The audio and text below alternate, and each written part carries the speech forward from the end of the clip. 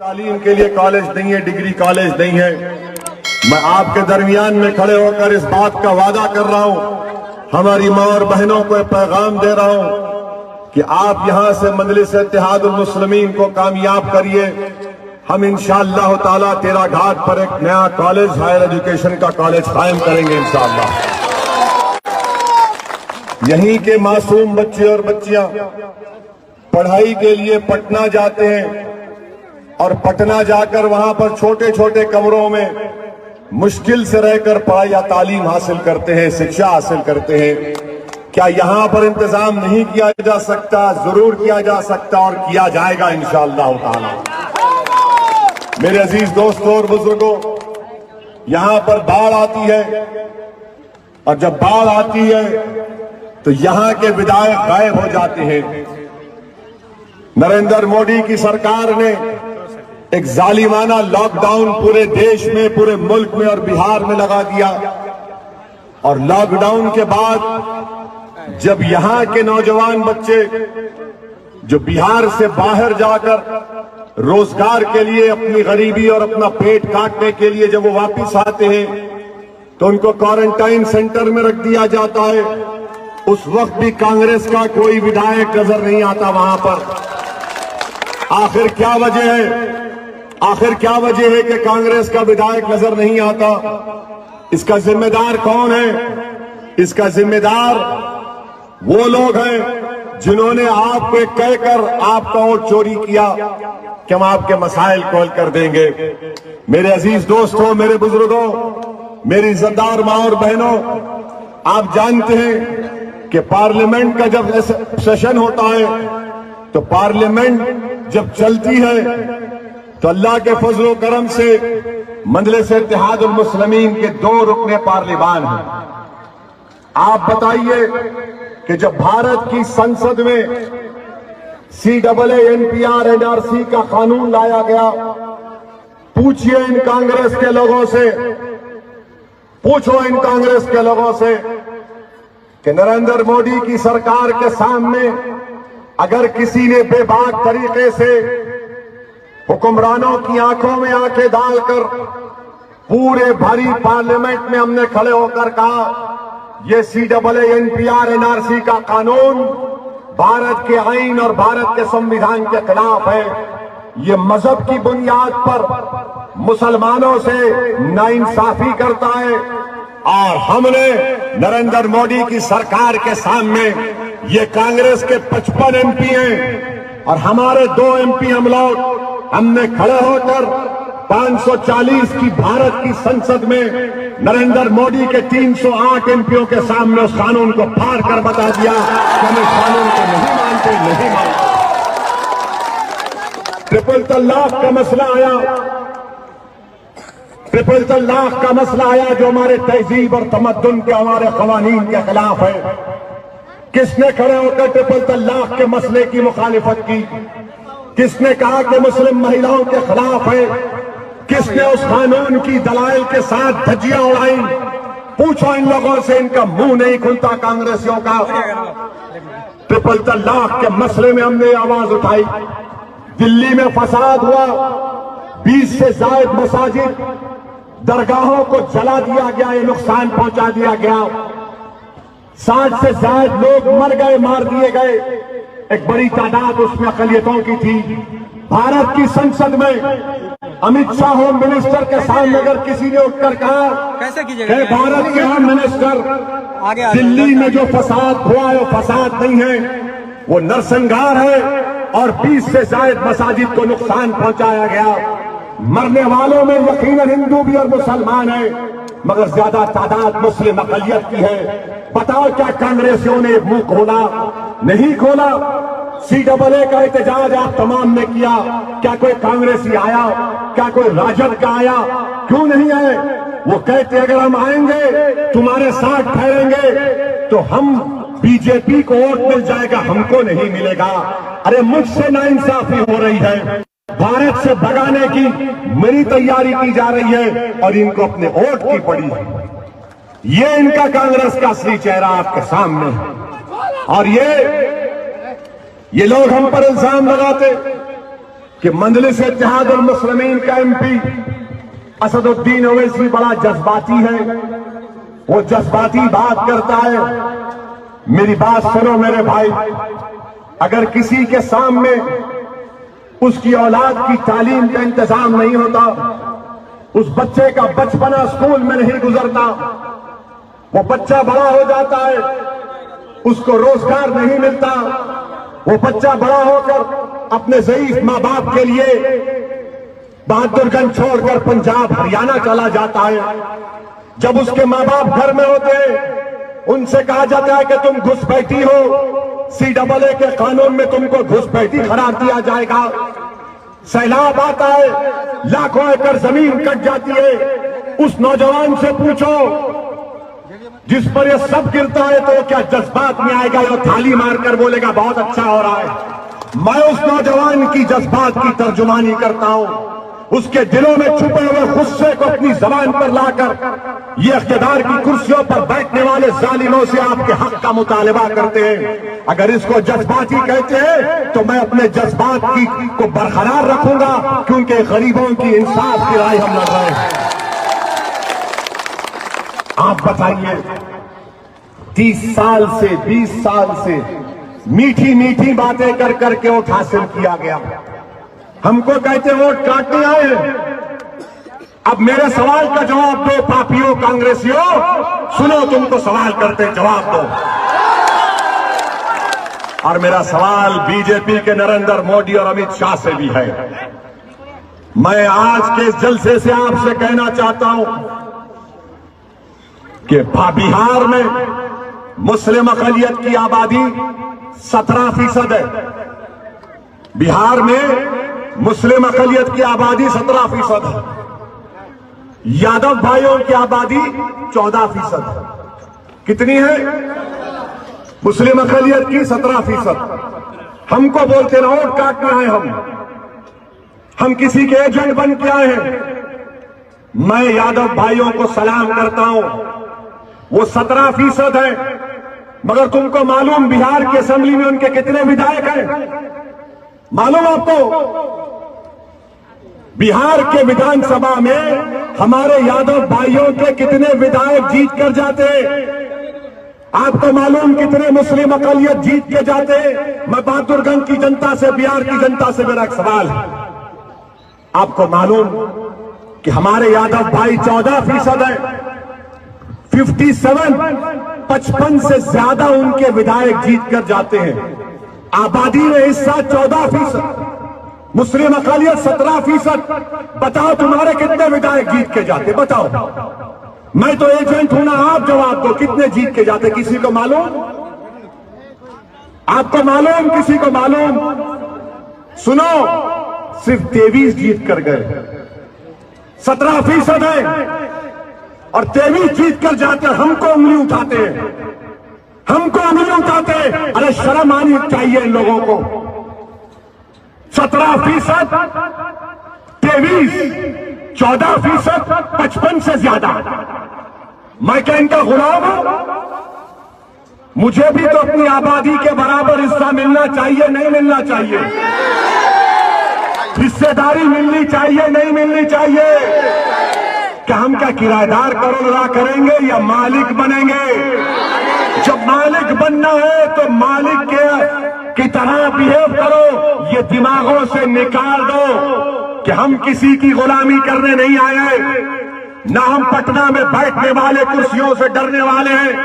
हम सिर्फ अल्लाह से डरने वाले हैं, हम किसी और से नहीं डरने वाले हैं। हाँ, जो हमारे बड़े और बुजुर्ग हैं उनकी इज्जत करेंगे, इखलाक से पेश आएंगे। मगर अगर कोई कहेगा कि मैं तुम्हारा बड़ा हूं, मुझसे डरो, मैं कहूंगा नहीं डरता हूं, मैं तुमसे नहीं डरता हूं तुमसे। चाहे मेरी इस राह में हमारी जिंदगी चले जाए, मगर डरना है तो रब्बे करीम से डरना है। इनका मिजाज क्या है कि हमसे डरो, हमारे फेंके हुए टुकड़ों पर जिंदगी गुजारो और हमारी गुलामी करो। ये मेरा मिजाज नहीं है मेरे भाई।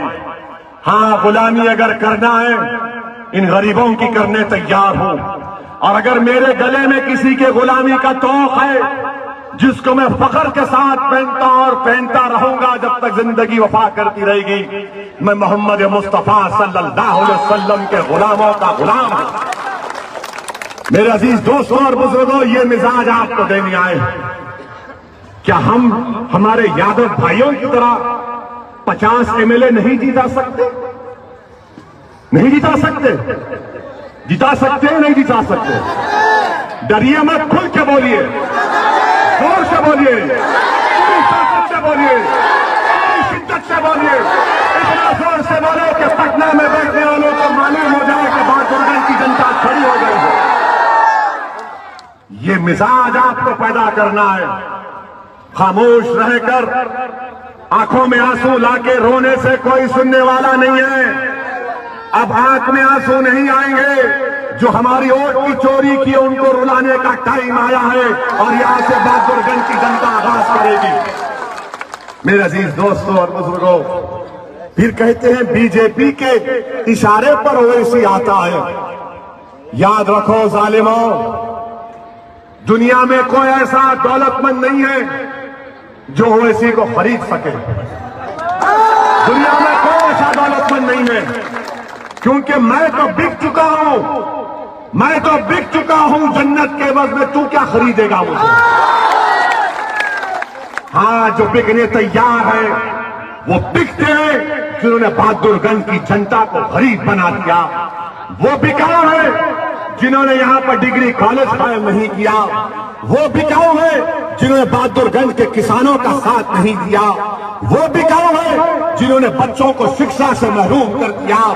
वो बिकते हैं जिन्होंने बहादुरगंज में अस्पताल का इंतजाम नहीं किया। अरे हम तो वो है कि अगर वक्त का फिरौन और नमरूद भी होगा तो हम अपनी सुन्नत को अदा करेंगे और मजलूमों की आवाज भरेंगे। आज हमसे कहते हैं मेरे अजीज दोस्तों और बुजुर्गों, यकीनन बीजेपी को हराएंगे इंशाअल्लाह ताला। तुम हराए कांग्रेसियों बीजेपी को। हमको फिरका परस्त कहते हैं कि ओवैसी जहां पर जाता है नफरत फैलाता है। बताओ, मैंने अब तक जो कुछ बयान किया उसमें नफरत फैलाया या तुम्हारे हौसलों को बढ़ाया? मैं बताइए, खुल के बताइए, मैं क्या नफरत फैलाया हूं? मेरे अजीज दोस्तों और बुजुर्गों, ये कहते हैं कि ओवैसी जहां जाता है बीजेपी को जिताता है। अरे हैदराबाद और तेलंगाना में हमारे कितने MLA? 7 MLA। हैदराबाद में हमारे के 7 MLA, कोई मिनिस्टर नहीं है। मगर जब हैदराबाद में बाढ़ आई, 48 घंटे के अंदर जो 17 लोगों की मौत हुई, 48 घंटे के अंदर मरने वालों के एक एक परिवार को 5-5 लाख रुपए का चेक हम दिला दिए। हमारे हैदराबाद के कॉरपोरेटर्स हैं, यहां पर MLA बलाला साहब हैं, ये आइए, मलकपेट के MLA हैदराबाद के। आपको मालूम उन्होंने क्या किया? इनके क्षेत्र में विधानसभा में पानी आया तो इन्होंने अपनी एक विधानसभा में जिस घर में पानी आया था कितना मुआवजा दिलाया मालूम आपको? 16 करोड़ रुपए, 16 करोड़ रुपए दिलाए। और यहां का विधायक नहीं, वैसे बीजेपी का एजेंट। अरे तू क्या, तेरी जमात क्या जूती पे रखते हैं तुझे? गरीबों को मुआवजा नहीं दिलाते 16 करोड़ रुपए। हम जाने के बाद इनको रोक के पूछ लीजिए, 16 करोड़ रुपए खाली एक विधानसभा में। जिसके घर में पानी आया बोले 10,000 कैश ला कर दिए गवर्नमेंट। 7 MLA हमारे चीफ मिनिस्टर को बोले कि करना है। चीफ मिनिस्टर ने कहा बिल्कुल करूंगा, 24 घंटे में ऐलान हुआ और पैसे देना शुरू कर दिया। ये ताकत होती है, ये ताकत होती है। मिनिस्टर बनना ताकत नहीं है, गरीबों का हक दिलाना ये ताकत है। तौसीफ साहब, तुम मिनिस्टर तो नहीं बनोगे इंशाअल्लाह ताला। मेरा अंजर नईमी इस बहादुरगंज की जनता का विधायक बनेगा और अल्लाह उसको मंत्री से ज्यादा इज्जत से नवाजेगा। वो जब पटना को जाएगा तो पटना की विधानसभा में जो भी मुख्यमंत्री होगा उसकी आंख में आंख डालकर अपनी गर्दन को सीधा करके कहेगा कि सीमांचल जिंदाबाद, बहादुरगंज की जनता जिंदाबाद। ये काम हमको करना है। ये कांग्रेसी हम पे इल्जाम लगाते, बताओ बिहार में 40 लोकसभा की सीटें हैं, कितनों पर तुम और राजद जीते? कितना जीते? एक किशनगंज से जीता, वो भी क्यों जीता? हमारी वजह से। अगर हम 3 लाख वोट नहीं लेते, 3,25,000 जेडीयू लिया, 3.5 लाख कांग्रेस लिया, अगर हम नहीं लड़ते तो वो 3 लाख 2 लाख से जीत जाता। अरे हम लड़े तो जीते ना। मगर अब विधानसभा का इलेक्शन है, अब आपको 7 तारीख के दिन अपना एक वोट अंजर नियामी के हक में देना है। जो लोग 20 साल से आपके वोट की चोरी कर रहे हैं, जो लोग 20 साल से हमारे बच्चों को शिक्षा से महरूम करके रख दिए, जो लोग 20 साल से हमारी मां और बहनों को अस्पताल से महरूम करके रख दिए, मैं बहादुरगंज की जनता से और सीमांचल की जनता से अपील कर रहा हूं कि 7 तारीख के दिन एक जख्मी शेर और शेरनियों की तरह पोलिंग बूथ को जाइए। ये लोग 20 साल तक हमारा शिकार करते रहे। जब शेर जख्मी हो जाता है तो बड़े से बड़ा शिकारी जंगल छोड़ के भाग जाता है। अब आपको एक जख्मी शेर की तरह पोलिंग बूथ में जाना है और जहां पर पतंग छाप का निशान दिखेगा, ये सोच कर डालो, डर की बुनियाद पर नहीं, उम्मीद की बुनियाद पर, डर की बुनियाद पर नहीं, मोहब्बत की बुनियाद पर, और एक उम्मीद और मोहब्बत की बुनियाद पर पतंग छाप पर बटन लगाइए। और मेरी मां और बहनों से अपील कर रहा हूं, बुजुर्गों से अपील कर रहा हूं कि आप अपना वोट नहीं डाल रहे हैं, सिर्फ आप अपनी औलाद के मुस्तकबिल का भी वोट डाल रहे हैं। मेरे बुजुर्गों, मेरी मां और बहनों, याद रखो, जब आप वोट डालने जाएंगे तो सिर्फ आपका वोट नहीं, ये मासूम बच्चों के मुस्तकबिल का वोट डाल रहे हैं आप, इन मासूम बच्चों को अच्छी राह दिखाने के लिए। इसलिए हम आपसे अपील कर रहे हैं कि 7 नवंबर के दिन आपको अपना एक वोट मजलिस के उम्मीदवार को कामयाब करना है। और आखिर में, क्योंकि जज्बाती गुफ्तगू हुई, थोड़ा टेम्परेचर कम कर देते हैं। अभी लॉकडाउन में हमारे बच्चे किशनगंज में फंस गए तो हमारे प्रवासी मजदूरों ने फोन लगाया था तौसीफ साहब को, फोन लगाया था उनको। तो तौसीफ साहब के फोन से आवाज आई, आप जिस नंबर से संपर्क करना चाहते हैं वो इस समय उपलब्ध नहीं है। लगाया था ना फोन, लगाया था ना।